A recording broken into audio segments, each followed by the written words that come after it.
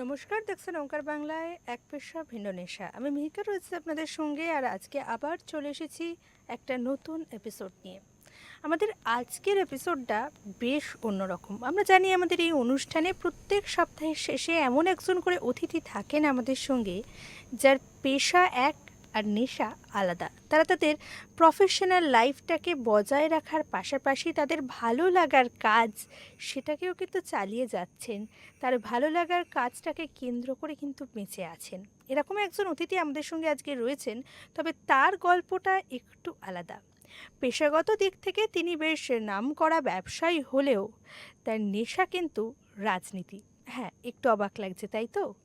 রাজনীতি কি শুধুই রাজনীতি? মানুষের জন্য কাজ, সমাজের জন্য কাজ, সেই কাজগুলো করার সুযোগ খুঁজে নেওয়ার জন্য কিন্তু অনেকেই এই পথে আসেন। আমাদের আজকের অতিথির গল্পটাও কিছুটা সেই রকমই, তবে আমি খুব বেশি আর ভূমিকা করব না, সরাসরি তার থেকে এবার তার গল্প শুনব। আমাদের আজকের অতিথি গৌতম বসুকে আমি ওঙ্কার বাংলার পর্দায় স্বাগত জানাচ্ছি। নমস্কার স্যার। নমস্কার। আমি আপনাকে নমস্কার।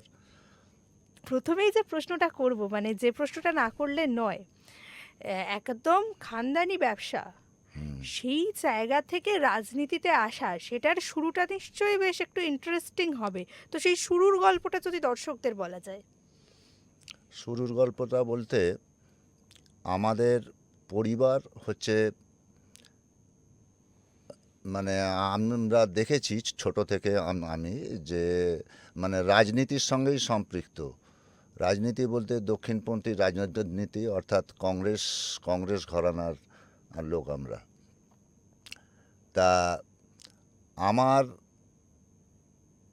মানে ফ্যামিলির মধ্যে আমার জ্যাঠা, অর্থাৎ বাবার বড়, তা উনি হচ্ছেন একদম মানে স্কুল শিক্ষক ছিলেন, মানে ডিএমবি স্কুলের প্রধান শিক্ষক ছিলেন মানিকলাল বসু। এবং তার সাথে সাথে উনি রাজনীতির সঙ্গে এবং কংগ্রেস রাজনীতির সঙ্গে একদম ওতপ্রোতভাবে জড়িত ছিলেন।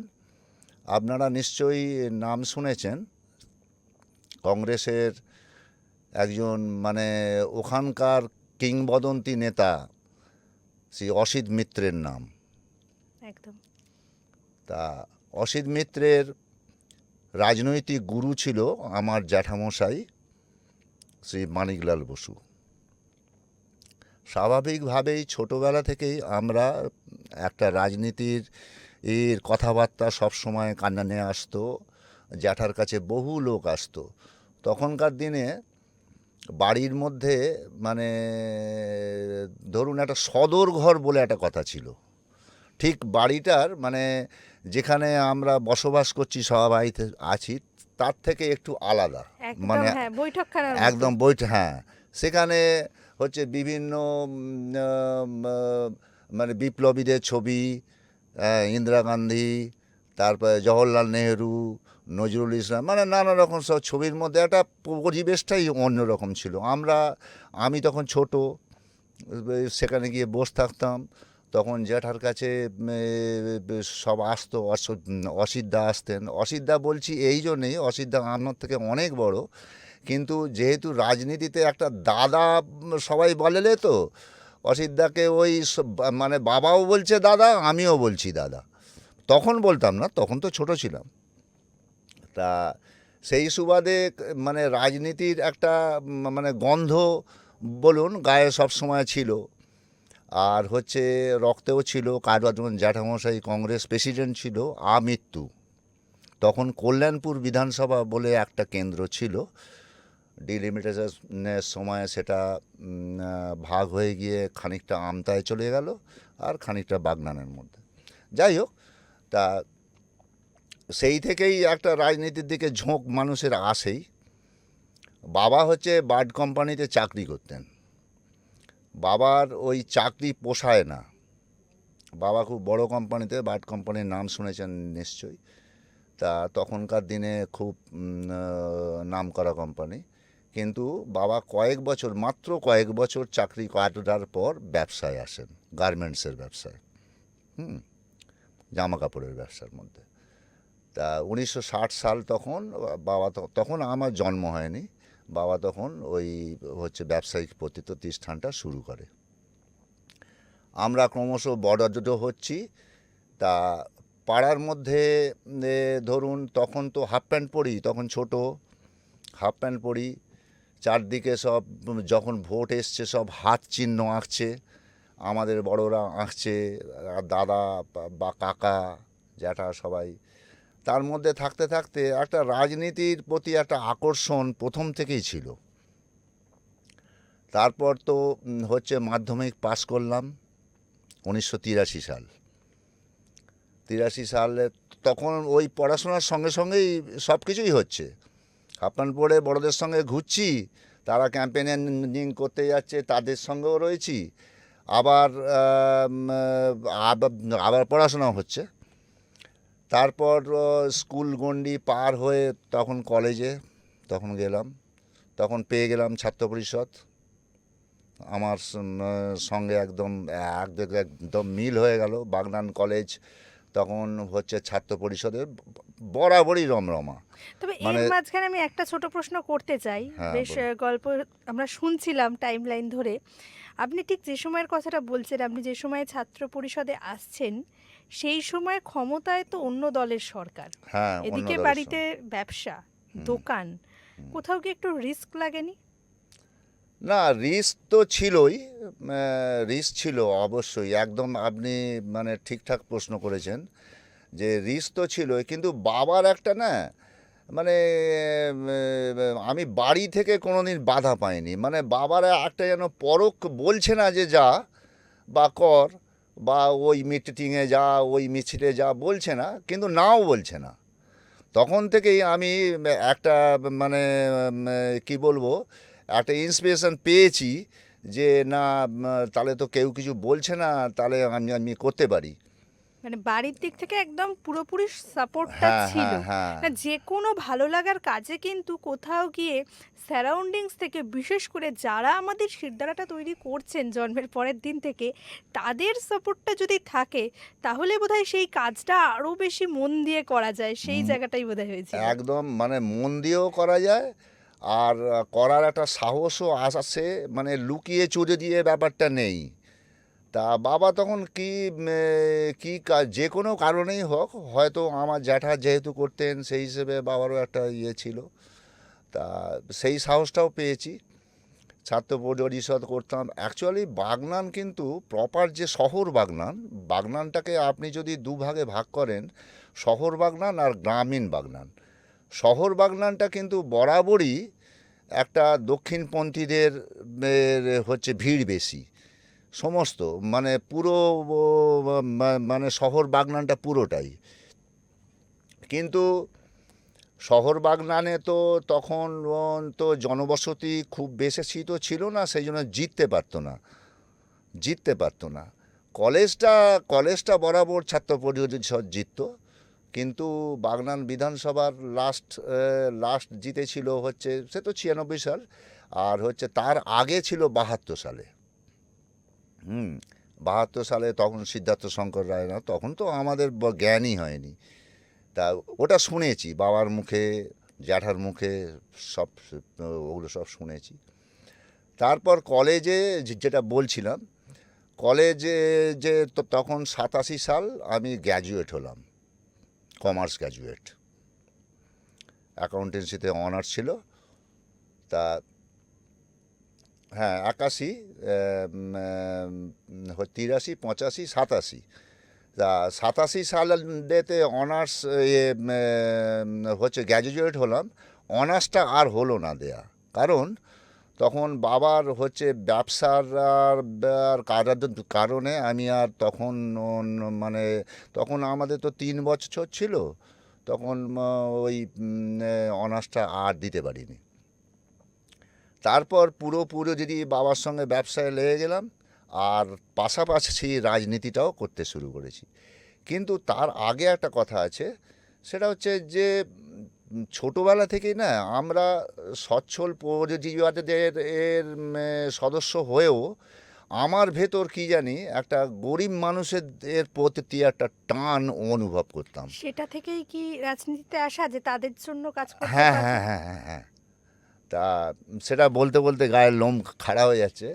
তা তখন থেকেই আমি মানে গরিবদের প্রত্যেকটি একটা টান আর ইয়ে করতে করতে সমাজসেবামূলক কাজের মধ্যে জড়িয়ে পড়েছি, বিভিন্ন ক্লাব সংগঠন। তারপর হচ্ছে কোথাও ফ্লাড হয়েছে, বা ধরুন প্রচুর বৃষ্টি হয়েছে, কোথাও মানুষের গরিব মানুষ কোনোভাবে রয়েছে, ত্রিপল নেই সরকারেরই। তখন তো সিপিএমের রাজত্ব, মানে তখন তো তখন এখন নয়, বরাবরই যে রাজনীতি যেদিকে এটা বেশি সেই দিকেই মানুষ সাহায্যটা পেত। কিন্তু তার বাইরে গিয়েও আমরা কয়েকজন চেষ্টা করতাম যে যাতে পাশে দাঁড়ানো যায়। ধরুন কোনো এর সময়তে আন্দোলন করতে গিয়ে কেউ মার খেয়েছে, তার হচ্ছে ডাক্তার, ওষুধপত্র এইসব করা, এইগুলো ছোটোবেলা থেকে করতাম। তারপর করতে করতে তারপর মনে হলো যে প্রথম মনে হলো যে ব্যক্তিগতভাবে আমরা তো আর সেই বড় বড় শিল্পপতিদের মতো নয়। আমরা হয়তো হচ্ছে ব্যবসা করি, কিন্তু সেরকম তো নয়। তা ব্যক্তিগতভাবে বেশি মানুষের পাশে দাঁড়ানো ঠিক মতো যাচ্ছে না। গরিব মানুষের পাশে দাঁড়াতে গেলে এত সংখ্যক গরিব, তা আমি তখন আমার মনে হলো যে একটা শক্তপোক্ত প্ল্যাটফর্ম দরকার, যে প্ল্যাটফর্মে থেকে আমি আরও বেশি তাদের পাশে থাকতে পারবো। একদম। এটা আমার বাবাও পরোক্ষে আমাকে কিন্তু একটু বলতো। তারপর থেকেই একদম ওই তো ধরুন 96 সাল, তখন হচ্ছে তখন মমতা ব্যানার্জি তো 84 সালে প্রথম সাংসদ হলেন, এবং সেটাও একটা ঘটনাচক্রে হয়েছিলেন যে সে বছরই ইন্দিরা গান্ধী মারা গেছিলেন, মানে নিহত হয়েছিলেন, মারা গেছিলেন নয়, নিহত হয়েছিলেন। তখন তো কংগ্রেসের ধরুন সারা পশ্চিমবঙ্গে সংসদ বলতে 2-3টে এরম ছিল। 84 সালেই সম্ভবত অনেক সংখ্যক, সম্ভবত আমার যতদূর মনে পড়ছে বোধহয় 14টা বা কিছু তার থেকে বেশি হতেও পারে। তা মমতা ব্যানার্জি তখন জিতলেন। মানে মমতা ব্যানার্জিকে তার আগে কেউ চিনতো না। অ্যাকচুয়াল ইন্দিরা গান্ধী মারা যাওয়ার পর ওই সিটটায় আমি যতটা শুনেছি বড়দের মুখে, যে ওই সিটটায় কেউ দাঁড়াতে চাইছিল না যাদবপুরে। আচ্ছা। যাদবপুরটা এমনই মানে বামপন্থীদের ঘাঁটি ছিল যে ক্যান্ডিডেট খুঁজে পাওয়া যাচ্ছিল না। তখন সুব্রত মুখার্জি হচ্ছে প্রণব মুখার্জিকে বলে যে একটা মেয়ে রয়েছে, গৌরজিৎ বাজাজির মেয়ে, কিন্তু লড়াকু রয়েছে, তাকে তুমি করতে পারো, দাঁড় করাতে পারো বলে। তখন তো ইন্দিরা হাওয়ায় গোটা এতে পশ্চিমবঙ্গ জুড়েই তো হাওয়াটা ছিল, গোটা ভারতবর্ষ জুড়েই ছিল, তার মধ্যে পশ্চিমবঙ্গ তো তার ব্যতিক্রম নয়। তখন জিতলেন, লাইমলাইটে তখন প্রথম মমতা ব্যানার্জি এলেন। তারপর তো মমতা ব্যানার্জির এর সংগ্রাম সে তো সবাই দেখেছে। 96 সালে তখন মমতা ব্যানার্জি তখন হচ্ছে হাজরা, সেটা 96 সাল নয়, সেটা সম্ভবত হচ্ছে 94 কি 93 হবে, হাজরা মোড়েতে মার খেয়েছিলেন, বাদশাহ আলমের হাতে মার খেয়েছিলেন, রেখে হসপিটালে ভর্তি ছিলেন। রাজীব গান্ধী তখন কলকাতায় এসে ওনাকে যুব কংগ্রেসের সভানেত্রী করলেন, একদম হসপিটালে দাঁড়িয়েই ঘোষণা করেছিলেন। তারপর তো কংগ্রেসের মধ্যে যে বরাবর যে একটা গোষ্ঠীদ্বন্দ্ব মানে কোল্ড ওয়ার তো থাকেই, তাছাড়াও একদম প্রকাশ্যে চলে আসতে আরম্ভ করলো সোমেন মিত্রর গ্রুপ আর হচ্ছে মমতা ব্যানার্জির গ্রুপ। তা আস্তে আস্তে তখন মমতা ব্যানার্জির গ্রুপটাই আস্তে আস্তে ভারী হতে লাগলো, বিশেষ করে গ্রামগঞ্জে আমাদের ওখানে। তা 96 সালে তখন মমতা ব্যানার্জির মানে যুব কংগ্রেসের কোটায় আমাদের ওখানে একজন মানে তরুণ, তখন ছিল তরুণ, সবুজ দত্ত তখন টিকিট পায়। সবুজ দত্তর সেই ইলেকশানে আমি একজন তার অন্যতম যোদ্ধা ছিলাম। মানে একদম বাইক নিয়ে ঘোরা, মানে চতুর্দিক তোলপাড় করা একদম। তখন একটা মানে আলাদা এও ছিল, মানে একদম, মানে সেই তারুণ্যের যে একটা আলাদা জোশ থাকে সেই একদম জোশটা একদম নিয়ে। একদম একদম মানে রাত নেই, ভোর নেই, খাওয়া নেই, যখন মানে পার্টির জন্যে একবারে ব্যবসা ছেড়ে দিয়ে তখন করছি। তা সবুজ দত্ত জিতলো সেই 72 সালের পর 96 সালে তখন হচ্ছে সবুজ দত্ত জিতলো। আমাদের বিশাল আনন্দ তখন। হ্যাঁ, তারপর তো 98 সালে তো দল তো ভেঙে গেল, ভেঙে গিয়ে তো হচ্ছে ইনডোর আউটডোর একটা হলো না, তখন অধিবেশন চলছিল কংগ্রেসের তখন কলকাতায়, হচ্ছে নেতাজি ইন্ডোর স্টেডিয়ামে। তখন মমতা ব্যানার্জি ডাক দিল যে আমার হচ্ছে আউটডোর, ওরা ইনডোরে রয়েছে, আমি আউটডোরে থাকবো বলে শ্যামবাজার 5 মাথার মোড়ে অজিত পাঁজা আরও সব অন্যান্য যারা ছিল, মদন মিত্র এটে সবাইকে নিয়ে হচ্ছে তৃণমূল কংগ্রেসের, তখনও নামটা হয়নি কিন্তু তারপর হলো। তারপর তো স্বাভাবিকভাবেই গোটা পশ্চিমবঙ্গ কংগ্রেসের মূল স্রোত তখন হচ্ছে মমতা ব্যানার্জির দিকে, তৃণমূল কংগ্রেসের দিকেই চলে গেল।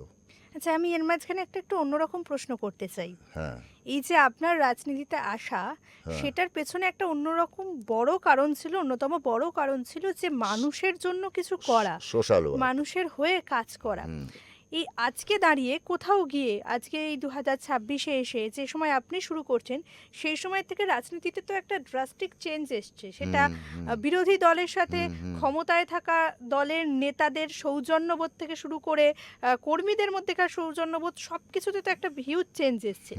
আজকে দাঁড়িয়েও কি সত্যি সত্যি রাজনীতি প্ল্যাটফর্ম করে দিতে পারছে মানুষের জন্য কাজ করতে? কতটা প্ল্যাটফর্ম করে দিতে পারছে?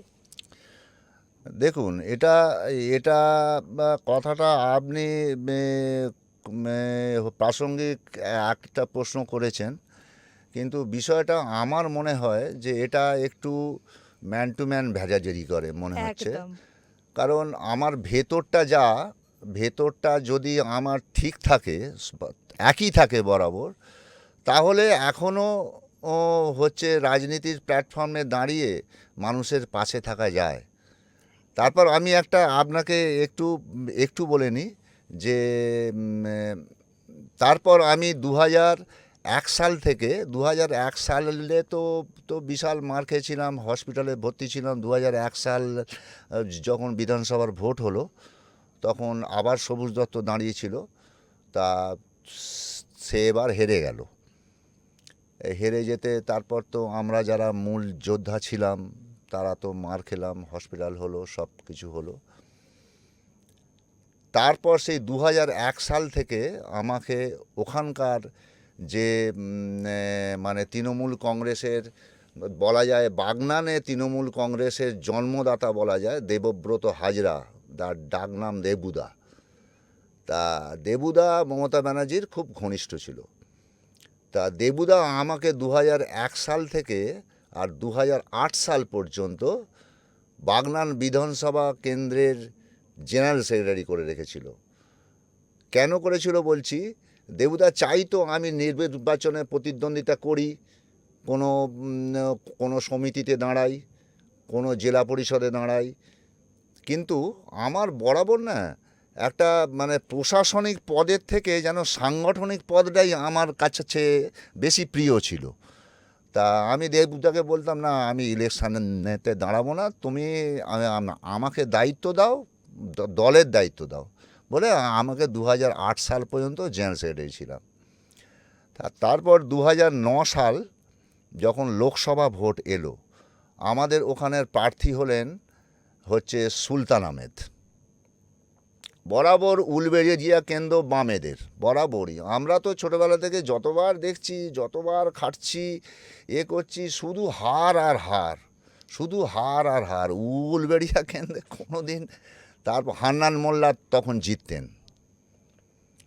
তা সেবার 2009 সালের ভোটটায় সুলতান আহমেদ জিতলেন। তখন তো মমতা ব্যানার্জির হাওয়া। আর মমতা ব্যানার্জির শুধু হাওয়া নয়, বিজেপির সঙ্গে মমতা ব্যানার্জি অনেকবার গেছেন, অনেকবার এসছেন। মমতা ব্যানার্জি প্রথম ইলেকশানটাই তো হচ্ছে বিজেপির সঙ্গে ছিলেন, আবার বেরিয়ে গেলেন, আবার এলেন, মানে তাহেলকার একটা ছুতো দিয়ে বার হয়ে চলে এলেন। মানে বিজেপিকে কিন্তু মমতা ব্যানার্জি ব্যবহার করেছে প্রচুর। বিজেপিও চেয়েছিল যে নিশ্চয়ই, তখন তো আমি বিজেপি ছিলাম না, অতএব বলতে পারবো না। তা ওই রকম করতে, এতে কিন্তু এই যে মমতা ব্যানার্জির যে শাসন ক্ষমতায় আসা, তাতে কিন্তু বিজেপির অবদান প্রচুর প্রচুর। একদম। তখন যদি বিজেপি যদি অ্যাকসেপ্ট না করতো, মমতা ব্যানার্জি কিন্তু 2009 সালে ওই যে অত বেশি সিট নিয়ে এসেছিল, এবং প্রথম লোকসভাটাতে তো 8টা সিট পেয়ে গেল, মানে বিজেপিকে সঙ্গে নিয়ে। তখন তপন শিকদার দমদম থেকে জিতলেন। তা 2009 সাল পর্যন্ত আমি ইলেকশনটা তৃণমূল কংগ্রেসের হয়ে করেছিলাম, বুঝলেন। তারপর কেন আমি এখন নেই সেটা বলছি। 2010 সালেতে দেখলাম যে তৃণমূল কংগ্রেসের মধ্যে যারা নীতি আদর্শবান ছিল, নীতি আদর্শকে ভর করে যারা দল করতাম আমরা তো ধরুন আমাদের রাজনীতিতে কোনো চাওয়া পাওয়া ছিল না, এখনও নেই। বরং দল করতে গিয়ে, রাজনীতি করতে গিয়ে আমাদের পকেটের খরচা হয়। তা 2010 সালেতে লক্ষ্য করলাম যে সব নাক কাটা, গাল কাটা, হ্যাঁ, কার কপাল কাটা, এই সব লোকেদের ভিড় তৃণমূল কংগ্রেসে হচ্ছে। এমনকি এই যে আমাদের এখানের বিধায়ক বাগনানের, তাকে আমি মমতা ব্যানার্জির সম্পর্কে অকথ্য ভাষায় প্রকাশ্য মিটিংয়ে গালাগাল করতেও শুনেছি। সেই লোকও 2010 সালেতে তৃণমূল কংগ্রেসে জয়েন করলো এবং সাদরে গ্রহণও করলো তৃণমূল কংগ্রেস। সেই থেকে আমার মনে হলো যে না, মমতা ব্যানার্জিকে দেখে যে দলটা করতাম, সে এখন আর সে মমতা ব্যানার্জির মনে হচ্ছে নেই, একদমই। আর এই যে মনে হচ্ছে নেই। রাজনীতির এতখানি রং বদল, এতবার রং বদল, মানুষ পাল্টে যাওয়া, রং বদল বলতে কি, যে মানুষগুলোকে কোনো এক সময় সামনে রেখে এগিয়ে যাওয়া, যে একদম। মানুষগুলোকে তার আদর্শ মনে করা, তাদের যে বদল, তার মাঝখানে দাঁড়িয়েও যদি একজন পলিটিক্যাল পার্সন নিজের শিরদাঁড়াটা সোজা রাখেন, নিজেকে অন্তর থেকে ঠিক একই রকম রাখেন সাধারণ মানুষের জন্য, সাধারণ মানুষের হয়ে কাজ করার জন্য, তারপরে বোধহয় তার গল্প শোনার পর খুব কিছু উপসংহার দেওয়া যায় না। আর আলোচনাটা আজকের এতটাই জমে উঠেছে যে সেটা শেষ করতে একদমই মন চাইছে না, মনে হচ্ছে আরও শুনি, আরও জানি। কারণ বঙ্গ রাজনীতির বেশ অনেকগুলো মারপ্যাচ কিন্তু খুব সহজ সরলভাবে আমাদের কাছে আজকে তুলে ধরেছেন গৌতমবাবু। তো আমি অবশ্যই এই আলোচনা যদি আরও বেশ কিছুক্ষণ চালানো যেত তো দুর্দান্ত ব্যাপার হতো, কিন্তু দুঃখজনকভাবে এপিসোডের সময় তো ধরা বাঁধা। তাই আজকের মতো আমাদেরকে বিদায় নিতে হচ্ছে। তবে আশা রাখবো ভবিষ্যতে আমরা আবার বসবো, আরও অনেক গল্প শুনবো। আর অবশেষে একদম শেষে আমাদের আজকের অতিথি ছোট্ট করে কিছু বলতে চান, সেটা আগে শুনে নেব। আসলে ভয় ভীতিটাকে যদি আপনি বেশি মনের মধ্যে ভাবেন না, তখন ভয়টাই আপনাকে চেপে ধরবে। হ্যাঁ, তা ভাগ্যক্রমে হয়তো ওরা বলেছিল যে শুধু তাই নয়, আমার যে রিটেল শপ আছে, আমার রিটেল হোলসেল শপ আছে, কিন্তু হোলসেলটা তবু চাপা দেয়া যায়, কিন্তু রিটেলকে তো চাপা দিতে পারেন না। তা সেটাও নাকি একদম পুড়িয়ে দেবে, জ্বালিয়ে দেবে। তো করতে বলতো তা সত্ত্বেও 26-এ ক্যাম্পেনিং করেছি, স্ট্রিট কর্নার করেছি, সমস্ত জায়গায় ক্যাম্পেনিং করেছি। আমি খুব কনফিডেন্ট ছিলাম যে আসবেই ক্ষমতায়। তা এই পর্যন্তই, এখনও আছি। তা হ্যাঁ, যেটা বলতে গেলাম সেটা হচ্ছে যে 21-এতে 21-এর পর যে ভয় ভীতিটা মানুষের মধ্যে ঢুকেছিল সেটা কিন্তু মানে ভয় ভীতি থেকে বেরিয়ে আসার জন্য যে মানে প্রতিষেধকটা দেওয়ার দরকার ছিল সেটা কিন্তু শুভেন্দু বাবু খুব সুন্দরভাবে একদম। সুনিপুণভাবে মানে সেই মানে পিঠে সিলিন্ডার মানে গ্যাস সিলিন্ডার নিয়ে ঘোরার মতো আর কি, অক্সিজেন সিলিন্ডার নিয়ে ঘোরার মতো ঘুরেছেন। তা সেই জন্য সাহসও আমরা পেয়েছি, এটা আমরা কর্মী বা নেতা যাই বলেন। তা তার ফল আজকে আমরা পেয়েছি। একদমই একদমই মানে কর্মীদের এতটা একনিষ্ঠ পরিশ্রম এবং নেতৃত্ব যদি ঠিক থাকেন তাহলে বোধহয় লক্ষ্যটা অর্জন করাই যায়। হুম। গৌতম বাবুকে অনেক ধন্যবাদ, ওনার অনেক ব্যস্ত শিডিউল, তার মধ্যে থেকে আমাদেরকে এতটা সময় দিয়েছেন। আর ওই যে বললাম রাজনীতির বেশ কিছু জট বঙ্গ রাজনীতির, যেগুলো হয়তো আমরা পড়ে এসেছি সেগুলো আজকে গল্পের মতো করে শুনলাম। সব মিলিয়ে বেশ জমজমাট এপিসোড। আমি খুব তাড়াতাড়ি আসছি নতুন কোনো এপিসোড নিয়ে, ততক্ষণ সবাই খুব ভালো থাকুন আর দেখতে থাকুন ওঙ্কার বাংলা। নমস্কার। নমস্কার।